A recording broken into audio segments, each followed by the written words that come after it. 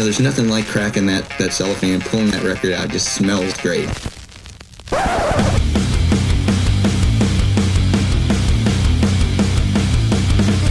Welcome to BODS Mayhem Hour. Non-stop hardcore energy. I love the show, guys. You're awesome. Unlike any other. With your host, John the Bod, a.k.a. the Bod Father. Man, this stuff rocks. Hey, this is Jeff Radomsky from Neck of the Woods, and you're listening to BODS Mayhem Hour. The views and opinions of the guests do not necessarily reflect the views and opinions of BODS Mayhem Radio Network, its staff, affiliates, or sponsors. Parental discretion is advised. Welcome to BODS Mayhem Radio Network. Hey everybody, welcome to BODS Mayhem Hour. I'm your host, John the Bod, a.k.a. the Bod Father. As always, I'm bringing you guys and gals awesome interviews. Today, it's an honor and a huge privilege to welcome Mr. Jeff Radomsky. There you go, nailed it. Yeah, we welcome Jeff Radomsky, vocalist of Neck of the Woods. Vancouver progressive death metal unit Neck of the Woods have released their full-length album, Annex Of Ire, via Pelagic Records. And I hope I said that all correctly because, trust me, folks, I screw up a lot, so I want to make sure I get it all beautifully. So, Jeff, how's it going, man? Welcome to the show. Hey, thanks so much for having me. It's a pretty good day today. Let's jump right into this, man. How's it been working with Pelagic Records for you guys? Pelagic's been great with us so far. Yeah, they've been absolutely fantastic. They've got a great team of people putting out some awesome records from all over the world of a ton of different styles, and we're absolutely honored and excited and feel very privileged to be a part of their roster. So far, so good. What's impressed or excited you the most about making this new album, the Annex of Ire? If anything, man, is there anything that sticks out for you possibly? Yeah, absolutely, man. The recording process was an absolute treat. We really enjoyed our time together. We worked with a really amazing engineer named Jesse Gander here in Vancouver, Canada. If you're unfamiliar with Jesse Gander, he's done a ton of amazing releases. He did a couple albums by another Canadian band called Ancient that have been Juno nominated. If you're unfamiliar with what a Juno is down in the States, it's kind of like a Grammy, but it's Canadian, so it's therefore less important.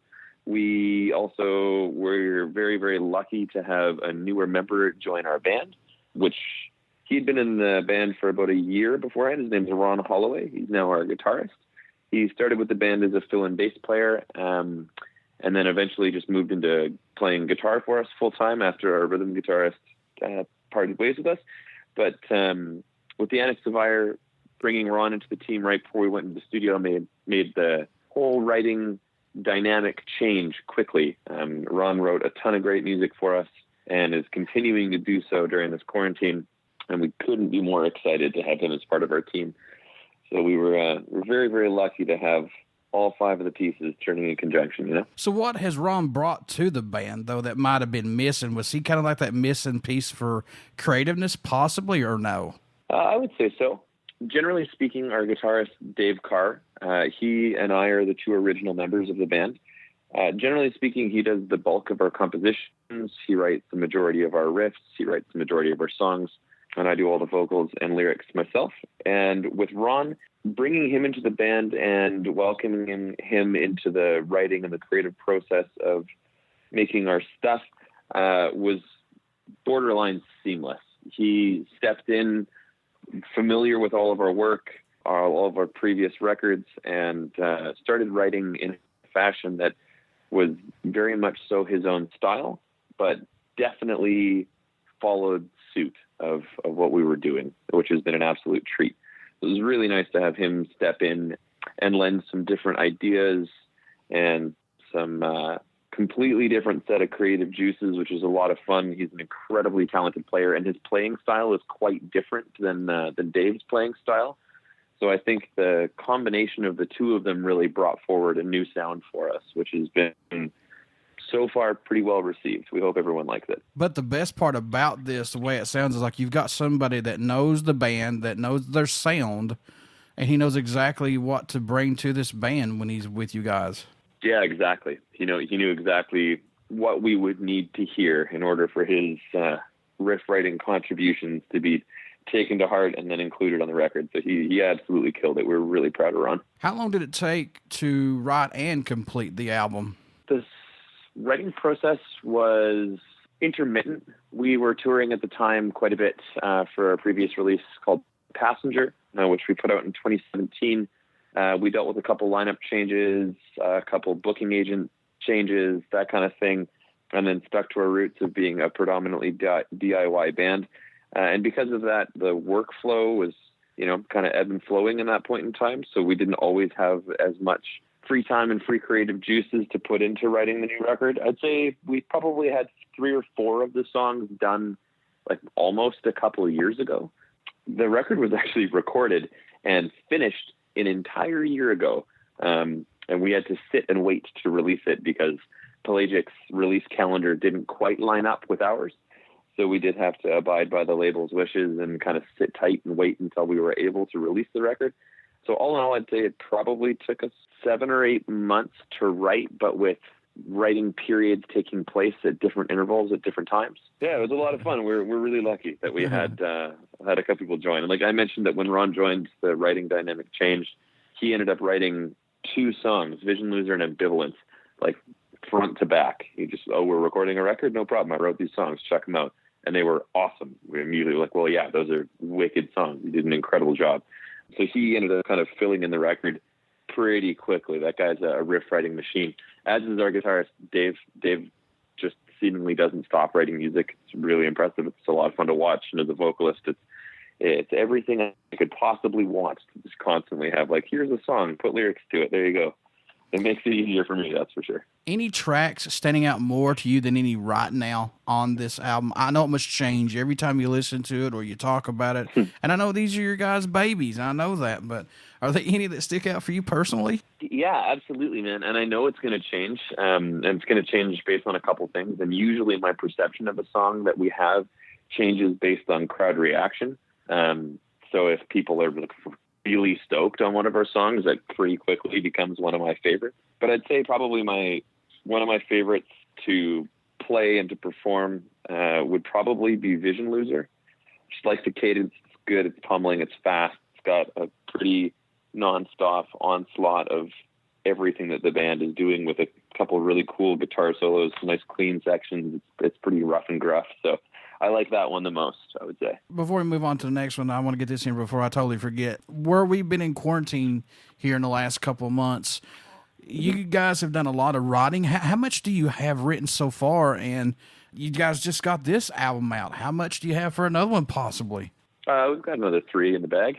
Oh, wow. So we've got enough material coming and going, but we want to tour the Annex Of Ire first before we record another record. So we're probably going to be continuing to write and kind of hunker down, and then hopefully get a good season in next year of as much like relentless touring as possible, and realistically be in the studio in the fall of 2021. So what about like songs that didn't make this album? Will they be on an album down the road or an EP down the road, possibly? Or no, you just writing new stuff since you all been quarantined?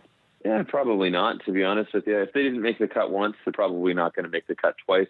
Besides the fact that, you change so much as a person and as a player, and as time passes, it's easy to outgrow things. We've even, as band members, we've all agreed, like, we feel like we've outgrown a couple songs off of our previous releases, and we're just not as excited to play them live anymore. So some of the songs that didn't really make the cut for this record and for last record probably won't ever, make it to your ears. Maybe a riff or two will get pulled out of one of those songs and then reworked into something new, just because it was like a good riff, but the composition wasn't quite right. But we don't feel like we'll be releasing any previously written but unrecorded material anytime soon, to be totally honest. We kind of have always written like just enough for our albums. We don't often have a surplus of songs. We'll write, for instance, in the Annex Of Ire, there's like 7 or 8 songs or something like that, 9, I can't remember. And we had like 1 more song than we have on the record. And we just decided, that one isn't quite as strong as the rest of them, so let's just cut it and we'll move forward from there. And then once we've cut it, it's pretty well just forgotten. Was it hard to choose between the current set of songs? Which one would be the first single you wanted to release for the album? I didn't really have much of a difficult time making that decision. And the band was all kind of on board right out of the gates. Like, we'd all felt like, no, the title track should be the first one to come out. It's got a huge spectrum of, you can kind of tell a little bit more about the band from that one song than you can from everything else. It includes a clean section, guitar solos, acoustic guitars. It's got blast beats, fast stuff, slow stuff. It's kind of all over the place, and it touches on a lot of different subgenres of metal, which we all really like to subscribe to. So we felt like that one would be the best to put out first because it is just the most well-rounded on the record, in my opinion. Whereas, a couple of others, like something like Crosshairs Will Shift, is a little bit more super death metal into kind of like post-metal-y prog, and stuff like Vision Loser is a little bit more like I Lamb of God, like just visceral onslaught, headbanging the whole way kind of thing. So we just wanted something that would kind of represent what Neck of the Woods sounds like as a sonic whole, as we recognize that this first song would likely be a lot of most people's first exposure to our band.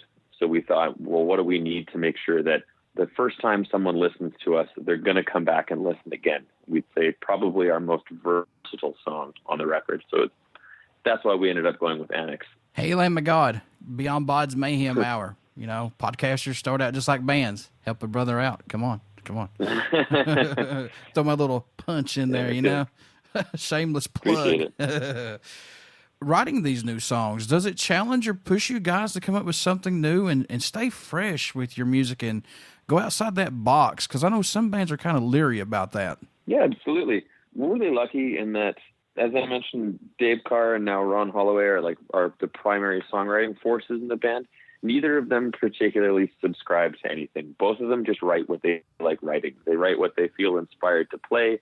They write things they find challenging and interesting to them, which all of us in the band really respect, admire, and appreciate. That they don't really write something and say, that's not really death metal-y enough. Oh, that's not really, what's trendy right now? Okay, this kind of like, deathcore is super popular and in the front line right now. Let's write something like that. They never really think that way. They always just kind of write what they write, and that's just what comes out. And because of that, we've never really felt any need to sound a specific way. We just kind of write what we find personally satisfying for each of us, and then just kind of let it go and hope that people like it, just because we would rather play what we're inspired to play, as opposed to adhering to something that might be a fresh trend or something that's, poppy at the moment. Yeah, you got to stand behind your music. If not, why put it out there? You got to believe in yourself in this music, Absolutely. You worked with producer-engineer Jesse Gardner, who's worked with Japan Droids, White Lung, Brutus at Rain City Records in Vancouver. Working with him, does he get something out of you guys that maybe somebody else may not possibly? Oh, almost certainly. Jesse, it was an absolute treat to work with, and we're absolutely going to work with him again for a record in the future. We ended up working with Jesse for a couple of reasons, and one is because we knew very quickly, based on his previous works, that he'd be able to put the sound out that we knew we liked, which was not over-polished. We wanted to make sure we still sounded like five guys in a room making some heavy metal music. We didn't want to have too much production, but we still wanted everything to have clarity to it. So we felt like Jesse still kind of gave us a bit of a gritty kind of punk rock edge without, losing too much of the clarity that we strive for in our music. For myself personally, Jesse is a fantastic, positive, and encouraging coaching-like figure. Anytime I was in the booth tracking vocals, he was incredibly supportive and really good at directing as well. If you've ever been in an isolation booth before to record vocals, it's not the most freeing experience. I don't find anyways myself to scream bloody murder in an isolated booth. Being on stage and being a vocalist is very different from being in a recording booth. It's way more fun and way easier, I find, to be on stage versus to be in a booth. There's just more emotion. There's more energy. There's more everything in the live scenario. You can kind of feed off the crowd, off your band members, off of the intensity of the show to really pack that punch. But Jesse had no problem getting the great takes out of me. He really coached me through a lot of it. And we even gave him, in our previous stuff, we've kind of done 100% of the production ourselves. And we gave Jesse some producer freedoms, and all of his suggestions were exceptional. He really kind of knew what we were going for and what we Like, we had our record about 95% ironed, as this is what it is going to sound like going into studio, and kind of gave him about 5% leeway to just do what he wanted to do, like maybe add some synth or maybe add a different kind of layering texture to one of the sections. Everything he did, we all thought, yeah, absolutely, that makes the most sense. That sounds awesome. Let's do that. So he definitely pulled their best performances out of each of us. Who did the artwork for the album? One of my good friends named Arlen French. Arlen French is a tattooer at a really awesome tattoo shop in Vancouver, Canada called Gastown Tattoo Parlor. If you've ever seen any of our live photos or seen us live, you can probably tell that I'm a very heavily tattooed guy. So I've spent a lot of time in that shop and spent a lot of time with Arlen. And he's a really phenomenal painter. He's a really phenomenal multidisciplinary artist who teaches as well. So he's got a ton of cool stuff out there. And if you're unfamiliar with Arlen, check out his Instagram. It's Arlen French Art. He sells paintings and prints and all the cool stuff. But we were absolutely ecstatic to work with him for our cover art. What do you hope everyone takes away, or a message you hope to hear while listening to any of Neck of the Woods music in general? What do you hope that they get from it? Well, I hope that they feel inspired to press repeat and listen to it a couple times and really let it sink in. From a vocal perspective and lyrical standpoint, I would hope that they, give the lyrics a read, maybe think about it a little bit. A lot of what I'm writing about is pretty emotional, hard on the sleeve kind of stuff, dealing with issues that everybody on Earth deals with, especially in the Annex of Ire. That's something that I'm sure everyone can relate to in some way or another.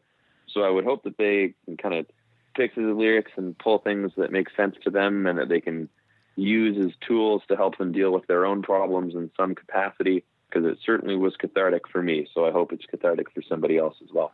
So once this gets back to normalcy and we're able to get out to watch some shows, what can fans expect at a show from Neck of the Woods? What are they going to get when they come to see you guys live? We are absolutely a live band. That's our strong suit by far. We love being on tour. We love being on the road. We will play any style of venue. We like playing on the floor. We like playing on the main stage. We'll kind of play whatever. We are very inspired by bands like the Dillinger Escape Plan and Every Time I Die, bands that just go 110 the entire show, which is something all of us try very, very hard to do, and we all enjoy very, very much.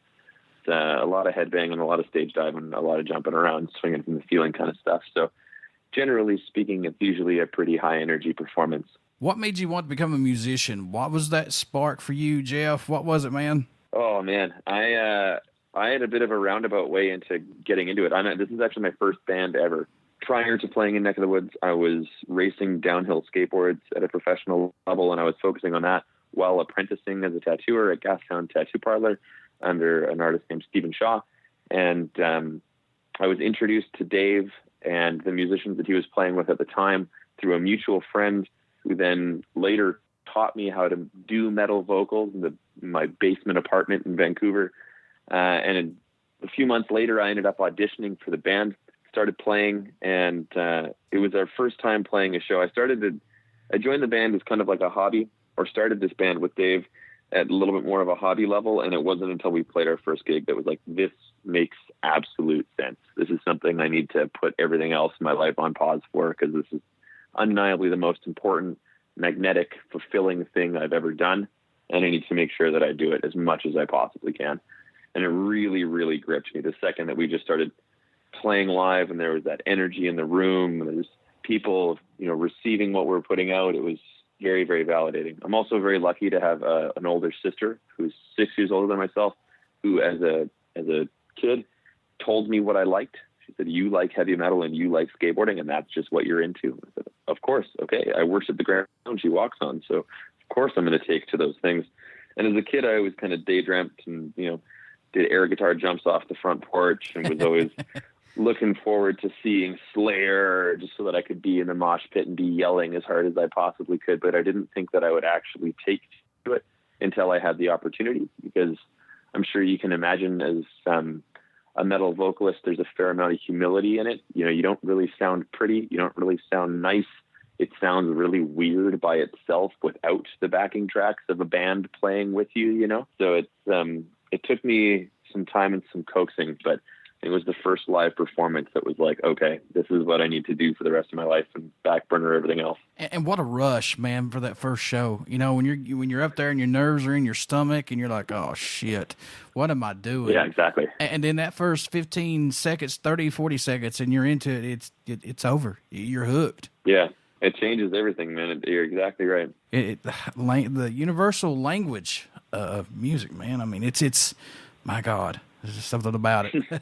The real thing. It is. I've preached and preached about it. I mean, find your niche, folks. I mean, whatever it is, if you have passion for it, don't fucking give up. Just lay it to it. I feel the same. Eventually it'll happen.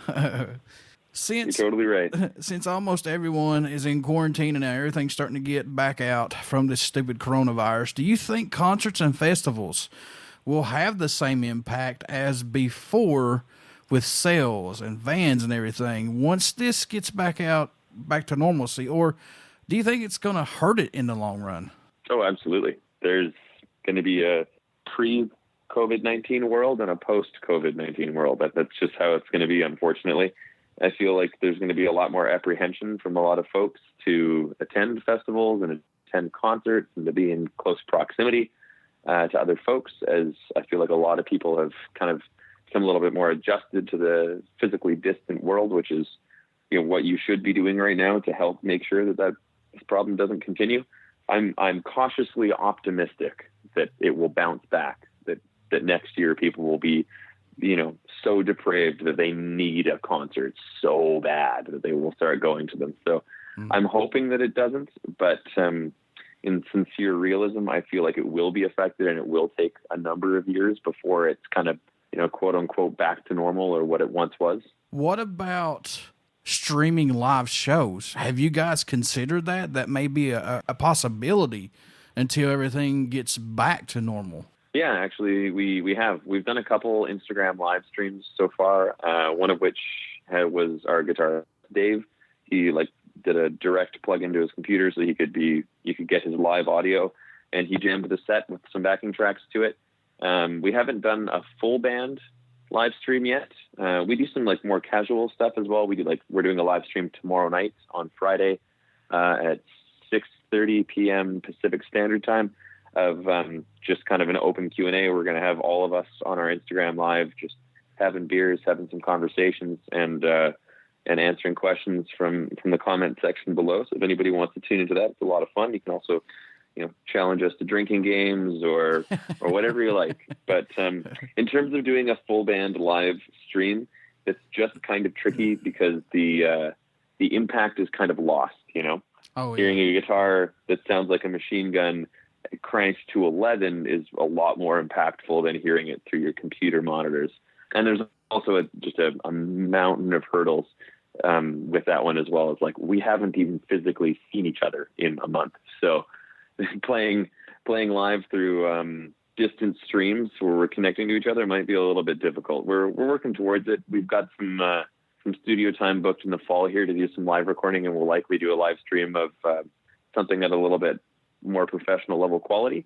But we'd rather just kind of hold tight until we can make sure that our output is at the level that we want it to be, you know? Is there a country that stands out or shocks you that neck of the woods gets support from, or your guys' music even gets played in that area possibly? Oh man, we have had a couple people. We had this young gentleman the other day send us a video on Instagram. He learned one of our guitar solos by ear, and wow. He's in Africa. He's in Tanzania or something like that. He's way the hell out of the reach in an area that we would never tour, that I just assumed did not have a huge metal following. It's a pretty North American, European thing to be into death metal and whatnot. But a young man from an African country got at us right away. It was really inspiring and really, really cool to see somebody taking the time to both learn our music and to see where they were from. I was like, man, can't believe it had that reach. That's awesome. And especially really you, inspiring. Man. Yeah, especially you being in your first band and having this to happen. Yeah. You know, that's even more inspiring to keep doing this. Yeah, it's certainly fuel to the fire, man. I have no shortage of motivation, that's for sure. Did you have a go-to album or song when you were younger that just allowed you to escape or made you think things were going to get better?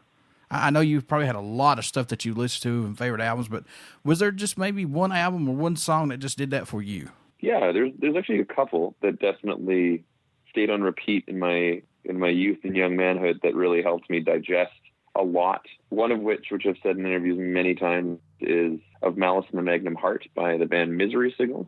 If you're unfamiliar with them, they were kind of more of a metalcore band from the early 2000s who had a very seminal record that was a very hard on the sleeve kind of emotional album that really showed me as a kid that, you know, being interested in heavy music and stuff like death metal and whatnot, not everything was about brutality.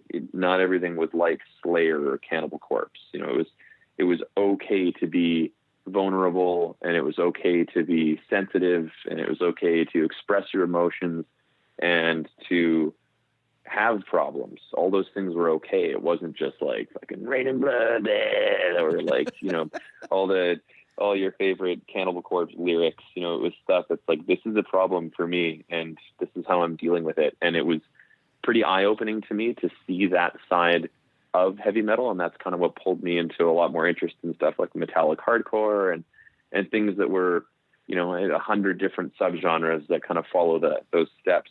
But I'd say that album was probably the most repeated one. That, and there's a couple records by the band Converge, if you're familiar. Jane Doe is one of my favorite albums since I was just a kid, and that also had a very similar impact on me when I was quite young. Was that it was you know, a record about a failed marriage and an emotionally crippled man in result, and that was something I didn't really understand, and that I pretty quickly took to, and it's, you know, definitely reflected in our music as well. All my lyrics are pretty direct and pretty vulnerable and transparent in those ways. So those albums were the ones that really kind of helped me better understand myself as a person and how impactful music can be to an individual. Folks, you want to get out and pick up Neck of the Woods full-length album, The Annex of Ire, via Pelagic Records. This is out. This album's out right now. You want to pick it up, support these guys, and I promise you will not be disappointed. Jeff, how can folks stay in touch with you all, buy some merchandise, tour dates, tickets, all this good stuff when it gets back to normalcy, or just right now just to hang out with you guys? How can they do that, good sir? Check out our Instagram. We're very active on our Instagram. We use it all the time. If you message the band, you're probably just going to talk to me. If you message our Facebook, you'll probably talk to our guitarist, Dave. We're very active on it. Don't ever hesitate to get in touch. We are all very unemployed and have all the time in the world. So don't hesitate to spark up a conversation. We'd love to chat with you. And before I let you go, would you care to do a promo for my show? Of course. Hey, this is Jeff Radomsky from Neck of the Woods, and you're listening to BODS Mayhem Hour. Everybody stick around. We got some great stuff coming up, and you only hear these interviews right here on BODS Mayhem Hour and BODS Mayhem Hour podcast. Please get out and check out our Facebook page. It has our podcast link, YouTube link, all of our new links to Apple Podcasts. We're on Podbean. We're on Spotify. We're everywhere. Please support us, and also get out and support Neck of the Woods. You will not be disappointed. Pick up their new album, The Annex of Ire. You will not be disappointed, folks. I cannot stress that enough. And I also want to say thank you to the first responders, everybody that's out there on the front lines, nurses, doctors, respiratory therapists, all you guys who are helping to fight this COVID-19 BS that we're going through. So thank you all so much. And Jeff, I wish you guys nothing but the best of luck, my friend. Thank you so much, my friend. I appreciate it very, very much. Thanks for having me today.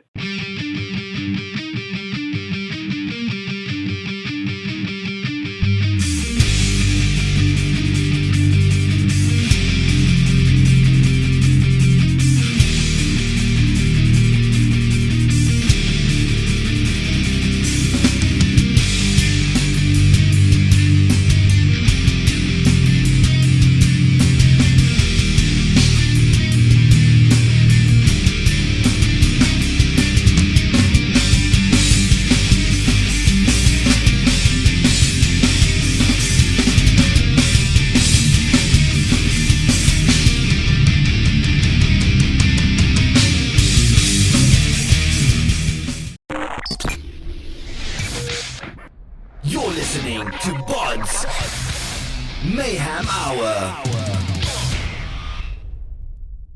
Follow us on Facebook, Twitter, and Instagram.